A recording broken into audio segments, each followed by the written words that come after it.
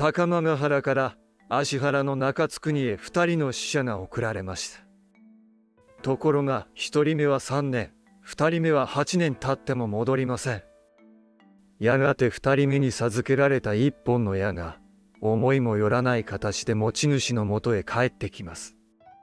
今回は国譲りに先立つ戻らなかった使者たちの物語です。古事記。今から1300年前、このままでは本当の歴史が失われてしまう、そう危ぶんだ人々が古くからの伝えを語り継ぎ書き残した日本最古の物語です。芦原の中津国はあなたの治める国です。天から地上へ向かいなさい。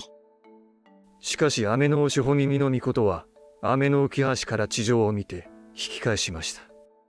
あの国はひどく騒がしく今は迎えません。そこで天照大神と高見結日の神は雨の安の川の河原に神々を集めました。騒がしい地上を治めるため誰を送るべきか考えを求められた思い金の神は一人目の使者を選びます。選ばれたのは雨の穂日の御事でした。ところが地上へ降りると大国主の神に従いそのまま地上に残りました。3年が過ぎても高間ヶ原へ報告は届きませんでした。集まった神たちはもう一度相談しました。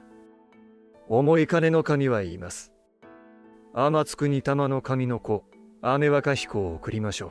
こうして雨若彦は天の弓と矢を授かり2人目の使いとして地上へ向かいました。けれど雨若彦も役目を果たしませんでした。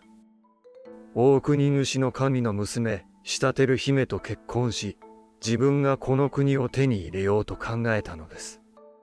8年が過ぎても返事はありませんでした。なぜ8年も戻らないのか。それを確かめるため今度は雉の泣き目が使者に選ばれました。泣き目は雨若彦の屋敷へ向かいます。あなたは荒ぶる神々を治めるために送られたはずです。なぜ8年経っても報告しないのですか。すると雨のさぐめは雨若彦に告げました。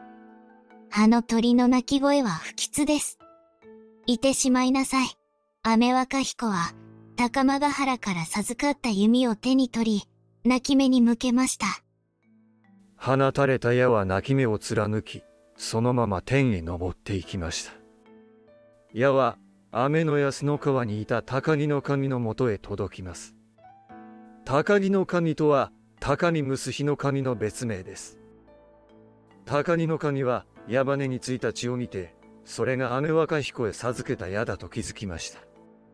そして神々の言葉に従った矢なら雨若彦を避け高間ヶ原に背いて放った矢なら本人に当たるよう誓いを立てました。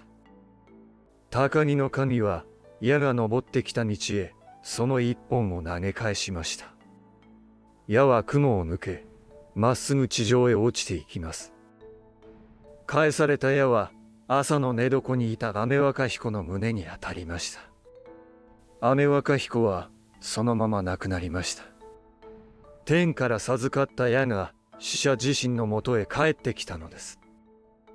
夫を失った仕立てる姫の泣き声は風に乗り高間ヶ原まで届きました。天にいた父の天津国玉の神と雨若彦の以前の妻や子供たちは地上へ降りてきます。人々は死者を安置するもやを立て夜かや夜にわたって弔いを続けました。さらに鳥たちにもそれぞれ弔いの役が与えられました。そこへ雨若彦の友であり仕立てる姫の兄でもある味式高彦根の神が長門に訪れました。その姿は亡くなった雨若彦と驚くほどよく似ていました。父や家族は生き返ったのだと思い彼の手足を掴んだまま離そうとしません。私は友を弔うために来たのだ。なぜ私を死者と同じだというのか。味式高彦根の神は太刀を抜いてもやを切り倒しました。そして足で蹴り飛ばし、腹を立てたまま空へ飛び去ります。蹴り飛ばされたもやは、美濃にあるもや間になったと古事記は語ります。チタテル姫は、飛び去る兄の名を歌にして明かしました。あの方こそ、味しきたか彦根の神です。こうして、二人目の死者の物語は、残された者たちの嘆きと、よく似た神が怒る姿の中で終わります。この弔いの場面は、死者をすぐには埋葬せず、しばらくもやに安置する、もがりという古い習わしを移したものだと考えられています。鳥たちに役を与える不思議な描写も、古代の弔いを考える大切な手がかりの一つです。二人の死者が戻らなかった高間ヶ原は、ついに武勇に優れた神を選びます。次回、国譲り。大国主の神の前に、竹三日月の神が姿を現します。